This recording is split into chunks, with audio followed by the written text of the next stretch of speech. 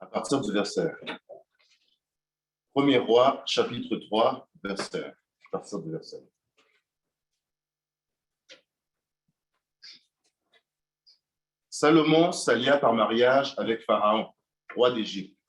Il prit pour femme la fille de Pharaon et il l'emmena dans la ville de David jusqu'à ce qu'il eût achevé de bâtir sa maison, la maison de l'Éternel et le mur d'enceinte de Jérusalem. Le peuple ne sacrifiait que sur les hauts lieux, car jusqu'à cette époque, il n'y avait point été bâti de maison au nom de l'Éternel. Salomon aimait l'Éternel et suivait les coutumes de David, son père. Seulement, c'était sur les hauts lieux qu'il offrait des sacrifices et des parfums. Le roi se rendit à Gabaon pour y sacrifier, car c'était le principal des hauts lieux. Salomon offrit 1000 holocaustes sur l'autel. À Gabaon, l'Éternel apparut en songe à Salomon pendant la nuit, et Dieu lui dit, « Demande ce que tu veux que je te donne. »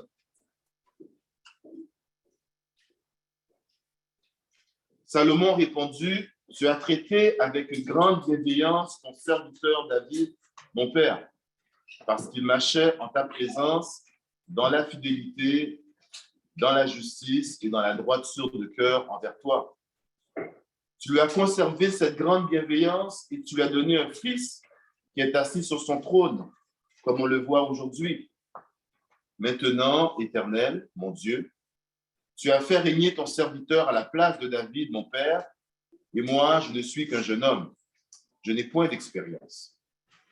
Ton serviteur est au milieu du peuple que tu as choisi, peuple immense, qui ne peut être ni compté ni nombré à cause de sa multitude. Accorde donc à ton serviteur un cœur intelligent pour juger ton peuple, pour discerner le bien du mal. Car qui pourrait juger ton peuple, ce peuple si nombreux? Verset 10. Cette demande de Salomon plut au Seigneur.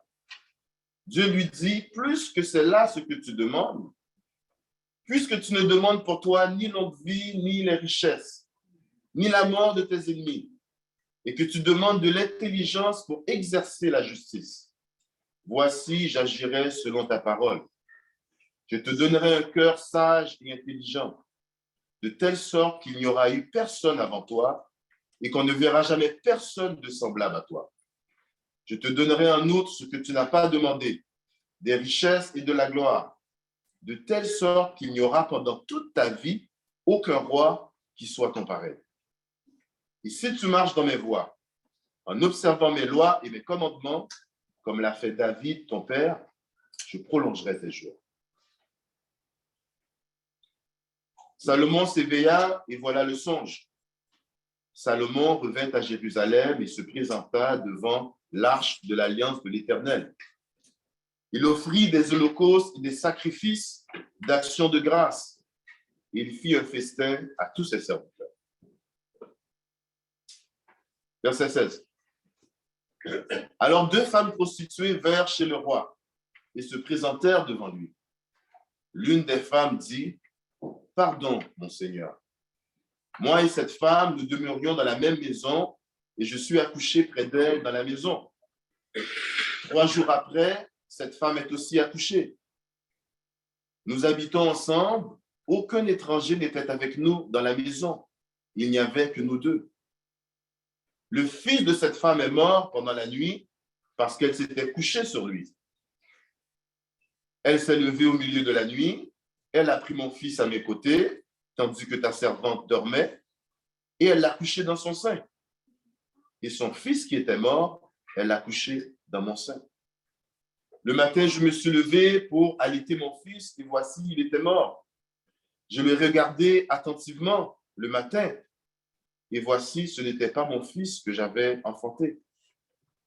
L'autre femme dit, au contraire, c'est mon fils qui est vivant, et c'est ton fils qui est mort. Mais la première répliqua, nullement. C'est ton fils qui est mort et c'est mon fils qui est vivant. C'est ainsi qu'elle parlait devant le roi. Verset 23. Le roi dit, l'une dit, c'est mon fils qui est vivant et c'est ton fils qui est mort. Et l'autre dit, nullement, c'est ton fils qui est mort et c'est mon fils qui est vivant. Puis il ajouta, apportez-moi une épée. On apporta une épée devant le roi. Et le roi dit, coupez en deux l'enfant qui vit et donnez-en la moitié à l'une et la moitié à l'autre. Alors la femme, dont le fils était vivant, sentit ses entrailles s'émouvoir pour son fils. Et elle dit au roi, ah, mon Seigneur, donnez-lui l'enfant qui vit et ne le faites point mourir. Mais l'autre dit, il ne sera ni à moi ni à toi, coupez-le. Et le roi, prenant la parole, dit, donnez à la première l'enfant qui vit et ne le faites point mourir. C'est elle qui est sa mère. Tout Israël apprit le jugement que le roi avait prononcé et l'on craignit le roi, car on vit que la sagesse de Dieu était en lui pour diriger dans ses jugements. Sans plus tarder, je vous demanderai de m'accompagner dans une courte prière. Père céleste, Dieu Tout-Puissant, nous te remercions infiniment de l'opportunité que tu nous donnes d'être présent pour t'offrir un culte en esprit et en vérité. Permets, Seigneur, que pour le message de ta parole, ton serviteur puisse parler selon ton inspiration.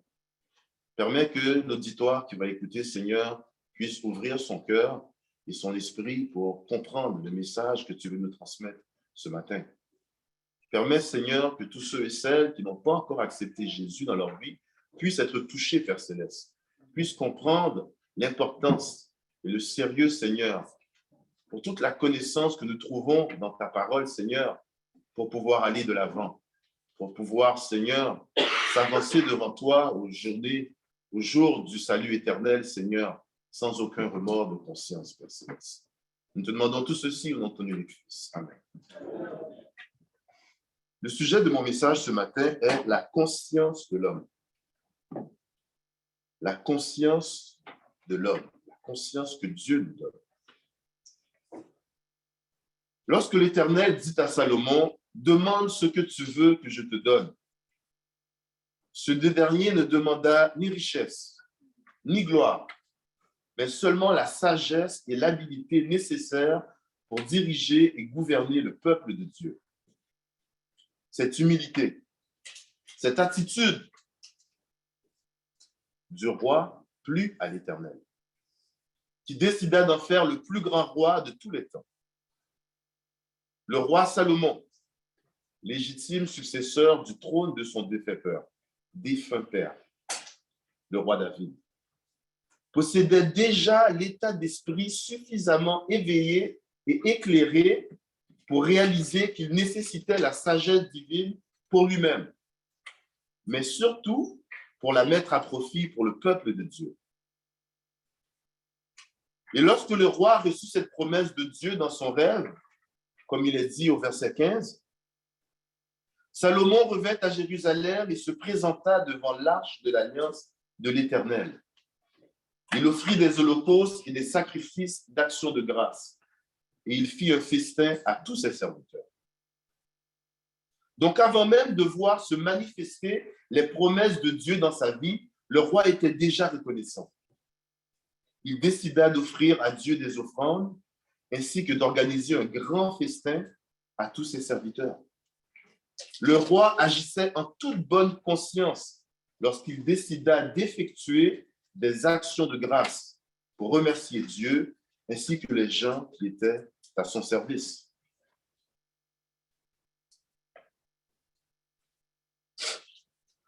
Les deux femmes prostituées qui se sont présentées devant le roi savaient que le roi Salomon était un roi qui était juste. La première femme ayant vu son enfant mourir et croyant pertinemment que le roi n'allait pas permettre à une des deux femmes de repartir avec l'enfant, sachant qu'une des deux était fautive, eh bien, cette dernière était prête à priver l'autre femme de son enfant pour être sûre de ne pas vivre sa perte, son deuil, son chagrin, isolée et seule. Elle était prête à mentir pour être sûre que l'autre femme soit elle aussi privée de son enfant respectif. Mais le sage roi, dans sa bonté et sa sagesse, usa de superflus très ingénieux pour savoir qui d'entre les deux femmes avait le cœur le plus endurci.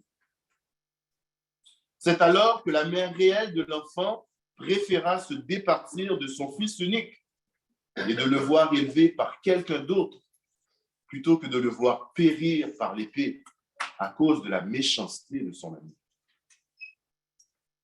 La femme prostituée dont l'enfant était décédé était consciente du drame qui venait de subvenir dans son quotidien. Et pour alléger sa souffrance, elle décida que son amie devait elle aussi subir le même sort qu'elle. Elles étaient amies, elles habitaient ensemble, elles pratiquaient ou exerçaient le même métier ou même occupation. La première femme était consciente qu'elle était la seule responsable de la mort de son enfant. Elle était consciente que son amie n'avait rien à voir avec la mort de son enfant. Elle était lucide et malicieuse lorsqu'elle prit la décision d'inventer ce mensonge dans le but d'alléger sa souffrance. Mais malheureusement pour elle, le roi était béni par une sagesse venant directement de Dieu. Et lorsque la femme innocente vit que son fils allait être séparé en deux par l'épée, son cœur meurtri préféra abandonner son enfant à regret, plutôt que de le voir mourir. Contrairement à l'autre femme prostituée qui n'y voyait guère un problème. La première femme dont l'enfant était décédé, rongée par la colère et l'amertume, mit sa conscience de côté dans l'espoir d'alléger sa peine. Mais le roi Salomon avait compris que seulement une personne investie de réel amour serait prête à se départir de son enfant plutôt que de le voir mourir. Le sage roi fit la démonstration que seul un cœur endurci par la colère et aveuglé par le drame ne se souciait plus de la vie de l'enfant d'autrui. Allez voir même l'enfant de son ami. Mais bel et bien seulement et uniquement du jugement à venir qui aurait pu possiblement alléger sa souffrance. Elle était une adulte et connaissait la différence entre le bien et le mal. Elle savait qu'elle était fautive. Elle savait que son ami était innocent. Elle a cherché à combler le vide dans sa vie en mettant de l'avant-plan ses intérêts aux dépens de la naïveté de son ami, dépassée par les événements. Cette dernière a consciemment pris la décision de faire du mal à son prochain pour son propre bien, ignorant tout motif de conscience aux dépens de sa propre amie.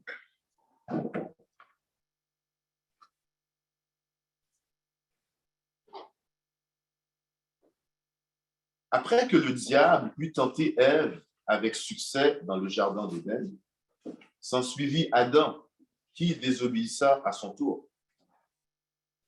Et en Genèse, chapitre 3, verset 22, l'Éternel Dieu dit, « Voici l'homme est devenu comme l'un de nous, pour la connaissance du bien et du mal. »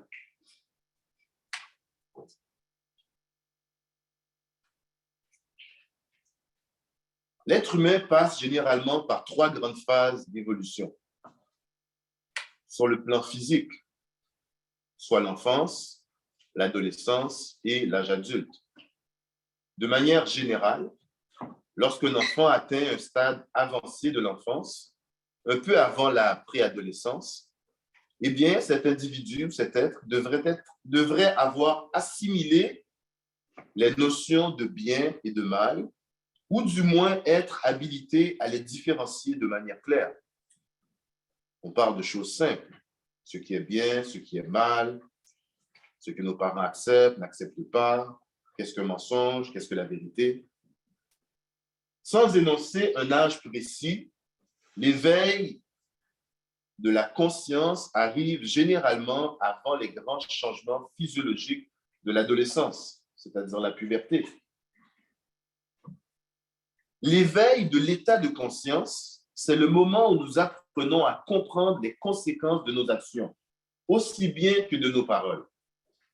C'est le moment où nous comprenons que toutes les décisions que nous prenons, comme celles que nous refusons consciemment de prendre, vont être marquées dans notre esprit à jamais. Si je suis au courant de quelque chose, conscient d'une situation, témoin d'un acte quelconque qui mériterait mon attention ou mon intervention, et que je décide délibérément de fermer les yeux, de tourner la tête, de m'abstenir d'intervenir, de ne pas poser la bonne action qui s'impose, alors je vais à l'encontre des agissements conséquents d'une bonne conscience. En Actes chapitre 24, verset 16, il est dit « C'est pourquoi je m'efforce d'avoir constamment une conscience sans reproche devant Dieu et devant les hommes. » Avoir une bonne conscience, faire le bien, être respectueux, être poli, aimable, serviable, charitable, toutes ces choses doivent être appliquées dans notre vie quotidienne, autant envers les frères en Christ qu'envers les gens qui ne sont pas encore chrétiens. Envers toutes les personnes que nous rencontrons dans notre vie. En Matthieu chapitre 25, verset 40, Jésus dit « Et le roi leur répondra, je vous le dis en vérité, toutes les fois que vous avez fait cette chose à l'un de ces plus petits de mes frères, c'est à moi que vous les avez faites. Si vous ne marchez pas dans la sainteté et dans la pureté, vous vous éloignez de la grâce de Dieu. » Prenez avec moi 2 Corinthiens, chapitre 1, deuxième épître de Corinthiens, chapitre 1, verset 12.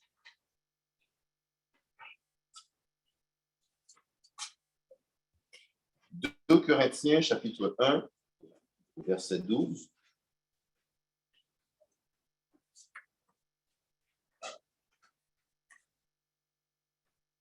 Car ce qui fait notre gloire, c'est ce témoignage de notre confiance, que nous nous sommes conduits dans le monde, et surtout à votre égard, avec sainteté et pureté devant Dieu. Non point avec une sagesse charnelle, mais avec la grâce de Dieu.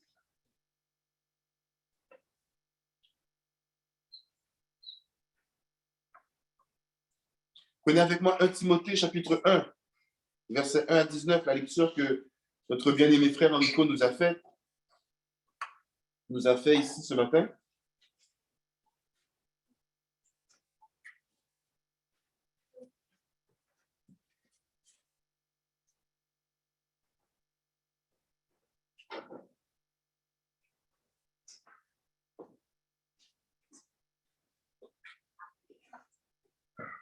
Ici, l'apôtre Paul parle d'avoir une bonne conscience. L'apôtre Paul, qui était un ardent défenseur de la loi, un persécuteur des premiers chrétiens, était zélé au plus haut niveau.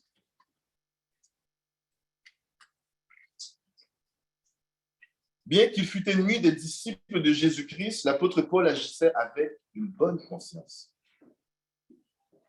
Il traquait et emprisonnait et aussi mettait à mort les ennemis de les ennemis de la loi juive jusqu'à ce qu'ils reçoivent l'appel de Dieu.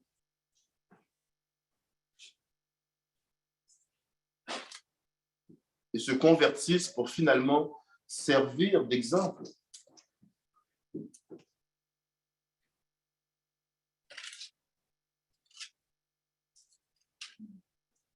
Ici, au verset 5, il est dit, le but de cette recommandation, c'est un amour venant de cœur pur, d'une bonne conscience et d'une foi sincère.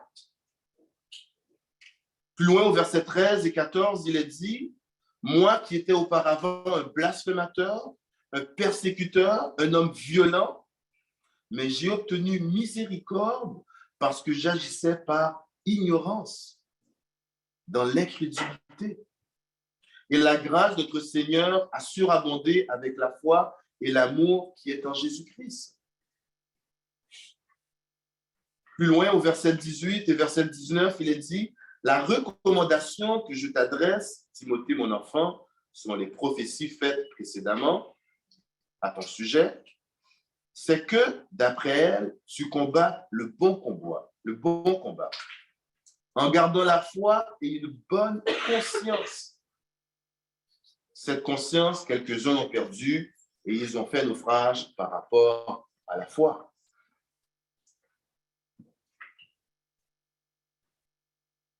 L'apôtre Paul, malgré qu'il persécutait les chrétiens,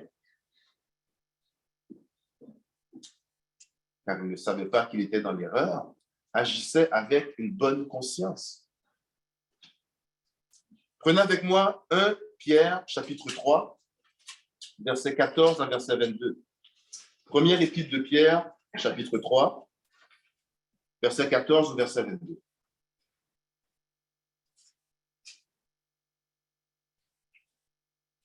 D'ailleurs, quand vous souffriez pour la justice, vous seriez heureux. N'ayez donc aucune crainte et ne soyez pas troublés, mais sanctifiez dans vos cœurs Christ le Seigneur, étant toujours prêt à vous défendre avec douceur et respect, devant quiconque vous demande raison de l'espérance qui est en vous, et ayant une bonne conscience, afin que là même où il vous calomnie comme si vous étiez des malfaiteurs, ceux qui décrivent votre bonne conduite en Christ soient couverts de confusion. Car il vaut mieux souffrir, si telle est la volonté de Dieu, en faisant le bien qu'en faisant le mal. Qui autrefois avait été incrédule lorsque la patience de Dieu se prolongeait au jour de Noé, pendant la construction de l'arche, dans laquelle un petit nombre de personnes, c'est-à-dire 8, furent sauvées à travers l'eau. Cette eau était une figure du baptême, qui n'est pas la purification des souillures du corps, mais l'engagement d'une bonne conscience envers Dieu, qui maintenant vous sauve, vous aussi, par la résurrection de Jésus-Christ, qui est à la droite de Dieu, depuis qu'il est allé au ciel et que les anges, les autorités et les puissances lui ont été soumis. À proprement parler, le Saint-Esprit agit en vous, mais pas pour vous. Le Saint-Esprit vous inspire. Il met des mots et des pensées dans votre esprit, mais c'est vous qui acceptez de les prononcer. Le Saint-Esprit vous permet de comprendre les Saintes Écritures, de comprendre la volonté de Dieu, ce qu'il veut de vous et pour vous. Le Saint-Esprit vous permet de contempler l'étendue et la puissance de notre Créateur. Comme le frère Frédéric a dit dans son étude mercredi, l'Esprit nous aide dans nos prières. Votre conscience, par contre, vous permet de constater et relativiser votre état de compréhension et d'aptitude à juger de la nature des choses. Par exemple, bonne ou mauvaise, nécessaire ou inutile, favorable ou possiblement nuisible. Maintenant que vous décidez délibérément d'ignorer votre conscience, que vous succombez à l'art ou les tentations du malin sans effort de non-reddition, que vous mettez en avant-plan des excuses fabriquées de toutes pièces pour ne pas faire ce que votre conscience a établi comme étant juste dans votre cœur, c'est un peu comme participer au repas du Seigneur indignement. Car c'est un jugement que vous sollicitez envers et contre vous-même. C'est une condamnation que vous prononcez illicitement contre votre propre personne, en complicité avec votre inaction face à votre conscience. Prenez avec moi Romains chapitre 13, verset 5. Romains chapitre 13, verset 5.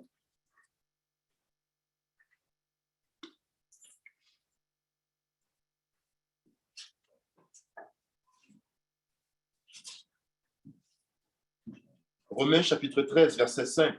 Il est donc nécessaire d'être soumis, non seulement par crainte de la punition, mais encore par motif de conscience.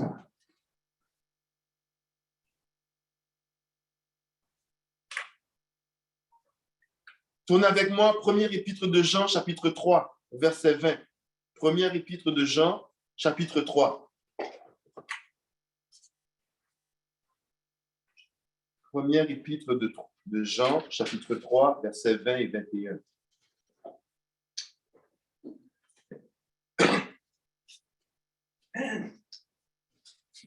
Car si notre cœur nous condamne, Dieu est plus grand que notre cœur et il connaît toutes choses. Bien-aimés, si notre cœur ne nous condamne pas, nous avons de l'assurance devant Dieu.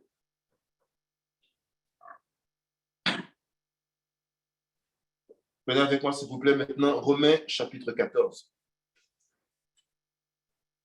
Romains chapitre 14. Ici, dans le 14e chapitre du livre de Romains, l'apôtre Paul parle des aliments. Il parle des gens forts dans la foi ou d'autres moins forts. Certains qui ont une croyance quelconque qui diffère des autres au sujet des aliments. Au verset 5, il est dit « Tel fait une distinction entre les jours, tel autre les estime tous égaux. Que chacun ait en son esprit une pleine conviction. Celui qui distingue entre les jours agit ainsi pour le Seigneur. Celui qui mange, c'est pour le Seigneur qui mange, car il rend grâce à Dieu. Celui qui ne mange pas, c'est pour le Seigneur qu'il ne mange pas, et il rend grâce à Dieu. En effet, nul de nous ne vit pour lui-même et nul ne meurt pour lui-même. Car si nous vivons pour le Seigneur, et si nous mourrons pour le Seigneur. Soit donc que nous vivions, soit que nous mourions, nous sommes au Seigneur, car Christ est mort et il a vécu afin de dominer sur les morts et sur les vivants. Prenez plus loin avec moi le verset 22. Cette foi que tu as, garde-la pour toi devant Dieu. Heureux celui qui ne se condamne pas lui-même dans ce qu'il approuve. Mais celui qui a des doutes au sujet de ce qu'il mange est condamné parce qu'il n'agit pas par conviction. Tout ce qui n'est pas le produit d'une conviction est péché. Sans rien ajouter à la parole, il est important de prendre note que toutes les convictions ne sont pas bonnes, car certaines sont sans fondement et sur des principes d'homme. L'Esprit de Dieu, par la puissance de l'Esprit Saint, nous donne la lucidité pour comprendre la parole de Dieu. Une fois avoir pris connaissance de la parole, c'est notre conscience qui va nous conscientiser pour l'importance et la nécessité d'accepter la vérité de cette parole.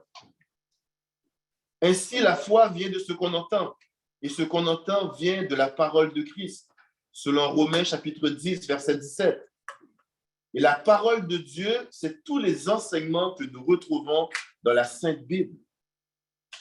Si vous avez l'âge légal au Canada, c'est-à-dire la majorité, vous êtes légalement responsable de vos actes et de vos paroles, pour lesquelles vous pouvez être accusé et condamné si vous allez à l'encontre des lois du pays.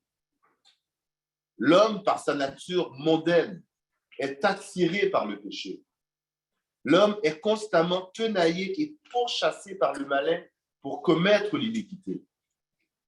Le chrétien en particulier est sans cesse dans un combat pour outrepasser l'envie de succomber au malin. Ne soyez pas étonnés. Si vous êtes en Christ, vous êtes une cible de choix pour le tentateur. Le diable n'est pas en guerre avec ceux qui font le mal, mais bel et bien avec ceux qui combattent le péché. En Matthieu chapitre 6, verset 13, Jésus, dans sa prière, dit « Ne nous induis pas en tentation, mais délivre-nous du malin. » car c'est à toi qu'appartiennent dans tous les siècles le règne, la puissance et la gloire. Amen. Il est impératif pour l'homme de rechercher la grâce de Dieu, de se repentir de ses fautes, de demander pardon pour ses iniquités et de prendre conscience que toute son existence est un don de Dieu. La définition de conscientiser est l'action de faire prendre conscience à quelqu'un, le sensibiliser à une réalité ou à une situation quelconque, le faire réaliser le sérieux, l'urgence ou la nécessité d'agir, de prendre action dans une situation quelconque. Si vous ne vous conscientisez pas, vous laissez votre conscience mourir à petit feu. Vous ignorez l'Esprit Saint qui veut agir en vous et vous guider. Prenez avec moi Hébreux chapitre 10, versets 26 et 27. Hébreux chapitre 10, versets 26 et 27.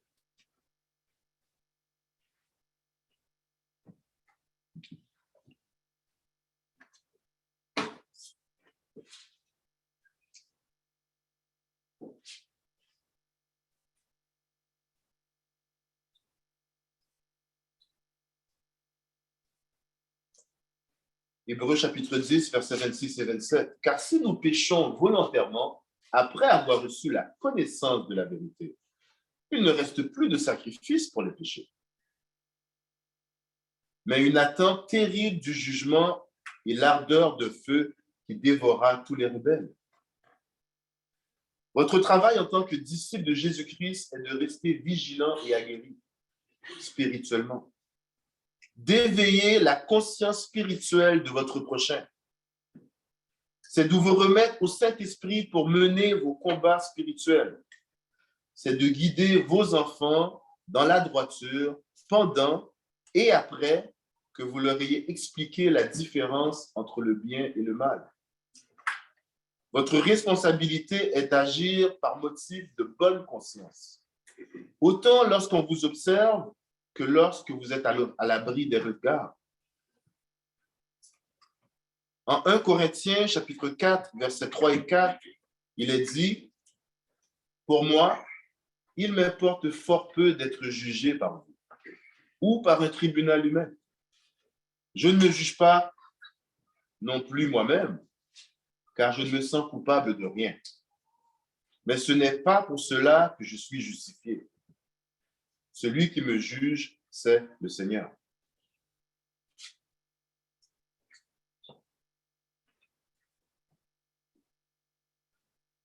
Dans sa prière, dans la prière d'ouverture, le frère Antonio a dit « Nous sommes privilégiés d'avoir la connaissance de la parole de Dieu. »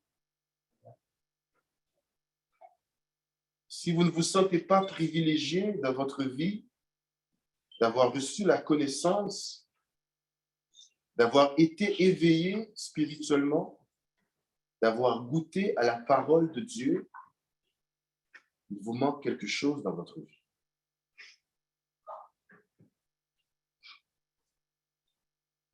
En conclusion, dans la vie, on n'a pas toujours le privilège de choisir le chemin que l'on veut emprunter.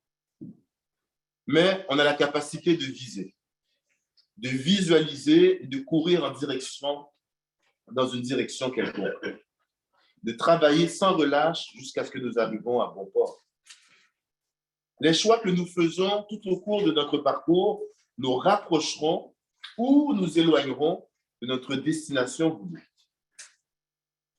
Il y a une grande différence entre aspirer à quelque chose et avoir de l'ambition pour quelque chose. Lorsqu'une personne aspire à être quelqu'un ou à accomplir quelque chose, eh bien, cette personne, elle a un désir, une envie, un idéal. Mais malheureusement, tout cela se passe très souvent dans sa tête seulement. Par contre, celui qui a de l'ambition travaille pour concrétiser ses rêves, pour atteindre ses objectifs, pour matérialiser ses désirs en une réalité concrète et tangible. Si vous savez faire le bien, mais que vous ne matérialisez pas ce savoir pour qu'il se réalise, eh bien, vous êtes comme un enfant pour qui la croissance a pris fin à un jeune âge.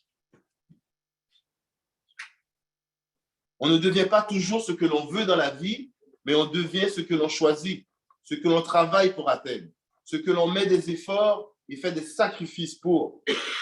Bien sûr, il y a des gens qui ont des habiletés supérieures à d'autres, des dons ou une aisance pour accomplir certaines choses. Mais au final, les choix que nous dicte notre conscience, combinés aux efforts qu'on y met pour accomplir, que ce soit nos actions de tous les jours, autant que l'œuvre de Dieu, pour faire et propager le bien, c'est ce qui nous permettra de paraître devant notre Créateur sans remords de conscience, sachant que nous avons pris les bonnes décisions au cours de notre vie.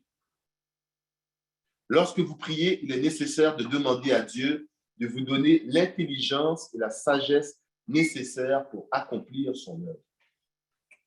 Vous devez lui demander de garder votre état de conscience éveillé et alerte pour prendre les bonnes décisions, pour réagir et répondre à l'adversité de la bonne manière, pour visualiser et voir venir la tentation avant même qu'elle ne se présente devant vous, pour élever nos enfants dans la droiture selon les enseignements, pour vivre en harmonie dans l'union du mariage. Priez sans cesse pour que votre ego et vos ambitions personnelles ne deviennent jamais plus grands que votre amour pour le Seigneur et l'accomplissement de sa promesse. Faites comme le roi Salomon et demandez à Dieu les qualités et aptitudes nécessaires pour être un bon serviteur. Et il pourvoira à tous vos besoins. Si votre sagesse n'est pas conforme à la chrétienté du Nouveau Testament, eh bien, elle est vaine. Si votre conscience ne vous juge pas vous-même et ne vous dit pas, mais qu'est-ce que Jésus aurait fait à ma place? Eh bien, demandez-vous de quelle utilité elle est. Prenez avec moi Hébreux chapitre 10, verset 22. Hébreux chapitre 10, verset 22.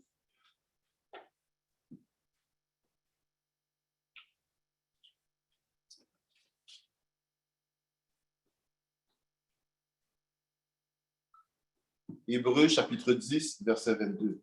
Approchons-nous avec un cœur sincère, dans la plénitude de la foi, les cœurs purifiés d'une mauvaise conscience et le corps lavé d'une eau pure. Merci pour votre attention et que la paix et la grâce de notre Seigneur Jésus-Christ soient avec chacun d'entre vous. Merci.